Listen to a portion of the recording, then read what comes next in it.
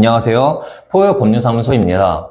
공장 기계음 같은 큰 소음에 꾸준히 노출되면 청력에 문제가 생기는 것이 당연합니다. 이렇게 직업성 소음성 난청을 얻게 되면 산재 신청이 가능한데요. 정말 안타깝게도 많은 분들의 경우 난청의 정도에 대한 제대로 된 평가를 받지 못해 낮은 장애 등급을 부여받고는 합니다. 그래서 금일은 소음성 난청의 측정 방법과 낮은 장애 등급을 부여받았을 때 이를 다투는 법에 대해 살펴보겠습니다. 예전에는 소음성 난청을 산재로 인정받는 것이 쉽진 않았는데요. 최근에는 그 기준이 완화되어 인정 범위가 넓어졌습니다. 소음성 난청을 업무상재해로 인정받기 위해서는 두 가지 조건이 충족되어야 하는데요. 첫째, 85dB 이상의 연속소음에 3년 이상 노출된 경우.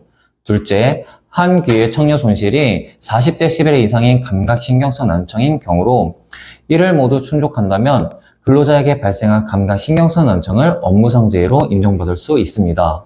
하지만 개인적 질병으로 인한 선천적 난청으로는 인정받기 어렵습니다. 소음성 난청으로 근로복지공단에 산재 신청을 하면 근로복지공단에서 지정해준 의료기관에서 특별진찰을 받게 됩니다. 소위 말하는 큰 병원, 즉 상급 종합병원에서 세밀하게 청력 검사를 받는 거죠. 대표적인 검사는 수능 청력 검사입니다. 소리를 들려주고 어느 정도의 크기의 소리까지 들을 수 있는지를 확인해보는 검사입니다. 데시벨이 높아질수록 큰 소리를 의미하는데요. 일반적으로 수능 청력 검사의 역치가 25dB 이하라면 청력이 정상인 것으로 판단하고 있습니다. 즉, 역치가 높을수록 난청이 심한 거죠. 수능 청력 검사가 주요 검사에 해당하지만 청력 검사 결과의 신빙성을 확보하기 위해서는 보충적으로 어음 청력 검사, 어음 명료도 검사, 뇌관 유발 반응 검사가 실시되고 이 모든 결과를 기초로 최종 장애 등급이 결정됩니다. 검사 결과 한 귀의 청력 손실이 40dB 이상이면 장애 등급에 부여되는데 그 정도가 심해질수록 최고 4급까지 장애 등급을 인정받을 수 있습니다. 다음으로 관련 사례를 소개해 드릴 텐데요. 2020년 부산고등법원에서 실제로 선고된 판결로 소음성 난청으로 14급의 장애 등급을 인정받았지만 소송을 통해 10급까지 장애 등급을 상향시킨 사례입니다. 원고분께서는 소음성 난청으로 장애급여를 신청하였고 공단에서 요구한 특별진찰의 결과 한쪽 귀의 청력 손실치가 40dB 이상에 해당한다는 이유로 제14급 제1호의 장애 등급을 받았습니다. 하지만 원고분께서는 본인의 상태가 장애 등급 제10급 또는 11급 정도에 해당함에도 불구하고 너무 경한 장애 등급을 받았다며 변호사를 선임해 장애 등급 결정 처분 취소 소송을 진행하였습니다. 재판 결과 법원은 다음과 같은 이유로 공단의 처분을 위법하다고 보고 최종 10급 처분이 타당하다고 보았습니다. 첫째, 산재 신청 시에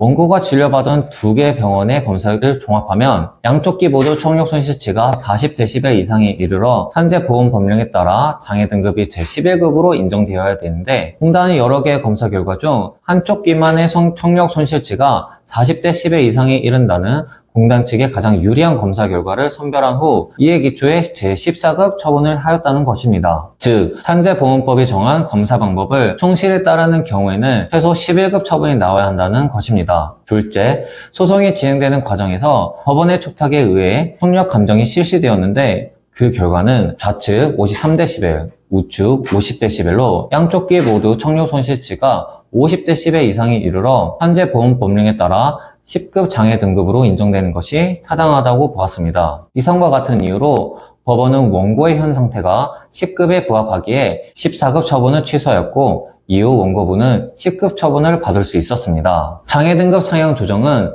사실상 소송으로밖에 해결할 수 없는데요. 장애 등급 처분 결과를 받아들이기 어렵다면 공단을 상대로 하여 재심을 청구하는 방법도 있지만 공단이 자신의 결정을 번복하는 경우는 단 5%도 되지 않습니다.